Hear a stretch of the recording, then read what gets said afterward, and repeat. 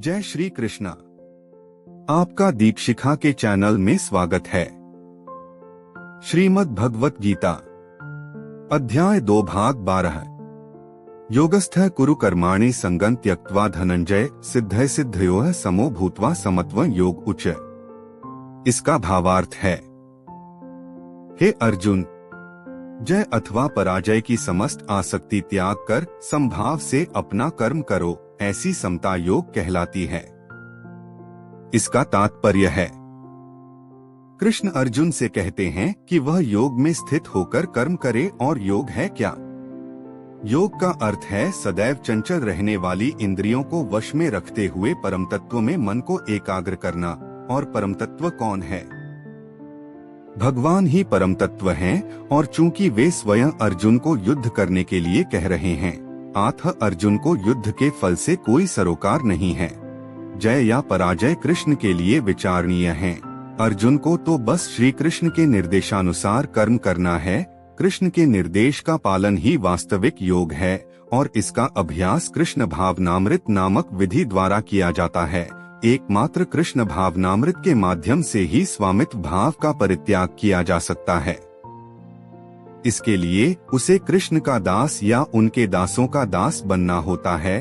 कृष्ण भावनामृत में कर्म करने की यही एक विधि है जिससे योग में स्थित होकर कर्म किया जा सकता है। अर्जुन क्षत्रिय है, अतः वह वर्णाश्रम धर्म का अनुयायी है।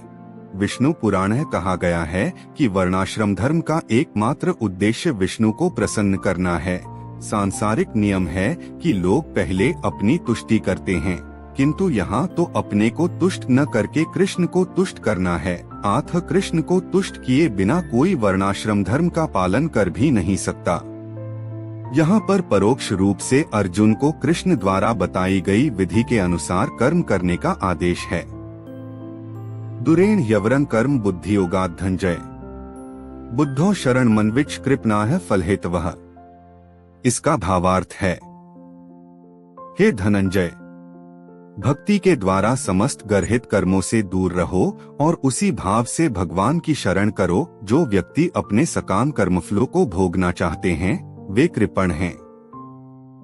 इसका तात्पर्य है, जो व्यक्ति भगवान के दास रूप में अपने स्वरूप को समझ लेता है वह कृष्ण भावनामृत में स्थित रहने के अतिरिक्त सारे कर्मों को छोड़ देता है। जीव के लिए ऐसी भक्ति कर्म का सही मार्ग है। केवल कृपण ही अपने सकाम कर्मों का फल भोगना चाहते हैं, किंतु इससे वे भवबंधन में और अधिक फंसते जाते हैं। कृष्ण भावनामृत के अतिरिक्त जितने भी कर्म संपन्न किए जाते हैं वे गर्हित हैं, क्योंकि इससे कर्ता जन्म मृत्यु के चक्र में लगातार फंसा रहता है। अतः कभी इसकी आकांक्षा नहीं करनी चाहिए कि मैं कर्म का कारण बनूं। कृष्ण भावनामृत में हर कार्य कृष्ण की तुष्टि के लिए किया जाना चाहिए। कृपणों को यह ज्ञात नहीं है कि दैववश या कठोर श्रम से अर्जित संपत्ति का किस तरह सदुपयोग करें। मनुष्य को अपनी सारी शक्ति कृष्ण भावनामृत अर्जित करने में लगानी चाहिए, इससे उसका जीवन सफल हो सकेगा। कृपणों की भांति अभागे व्यक्ति अपनी मानवीय शक्ति को भगवान की सेवा में नहीं लगाते। बुद्धियुक्तो जहातीह उभे सुकृत दुष्कृते तस्माद्योगाय युज्यस्व योगः कर्मसु कौशलम। इसका भावार्थ है, भक्ति में संलग्न मनुष्य इस जीवन में ही अच्छे तथा बुरे कार्यों से अपने को मुक्त कर लेता है। अतः योग के लिए प्रयत्न करो, क्योंकि सारा कार्य कौशल यही है। इसका तात्पर्य है, जीवात्मा अनादि काल से अपने अच्छे तथा बुरे कर्म के फलों को संचित करता रहा है। फलतः वह निरंतर अपने स्वरूप से अनभिज्ञ बना रहा है। इस अज्ञान को भगवद गीता के उपदेश से दूर किया जा सकता है। यह हमें पूर्ण रूप में भगवान श्री कृष्ण की शरण में जाने तथा जन्म जन्मांतर कर्मफल की श्रृंखला का शिकार बनने से मुक्त होने का उपदेश देती है। अतः अर्जुन को कृष्ण भावनामृत में कार्य करने के लिए कहा गया है, क्योंकि कर्मफल के शुद्ध होने की यही प्रक्रिया है। कर्मजं बुद्धियुक्ता ही फलं त्यक्त्वा मनीषिणः जन्मबंध विनिर्मुक्ताः पदं गच्छन्त्यनाम्यम्। इसका भावार्थ है, इस तरह भगवत भक्ति में लगे रहकर बड़े बड़े ऋषि मुनि अथवा भक्तगण अपने आप को इस भौतिक संसार में कर्म के फलों से मुक्त कर लेते हैं। इस प्रकार वे जन्म मृत्यु के चक्र से छूट जाते हैं और भगवान के पास जाकर उस अवस्था को प्राप्त करते हैं जो समस्त दुखों से परे है।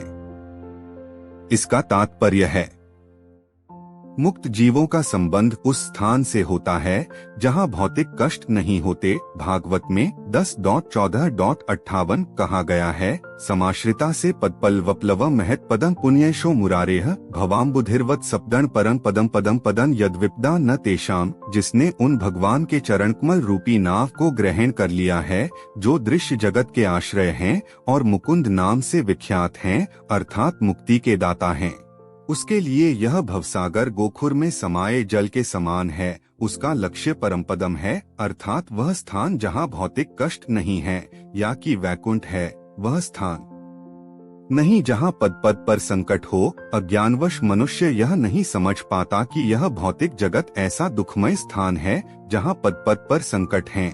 केवल अज्ञानवश अल्पज्ञानी पुरुष यह सोचकर कि कर्मों से वे सुखी रह सकेंगे सकाम कर्म करते हुए स्थिति को सहन करते हैं। उन्हें यह ज्ञात नहीं है कि इस संसार में कहीं भी कोई शरीर दुखों से रहित नहीं है। संसार में सर्वत्र जीवन के दुख जन्म मृत्यु जरा तथा व्याधि विद्यमान हैं।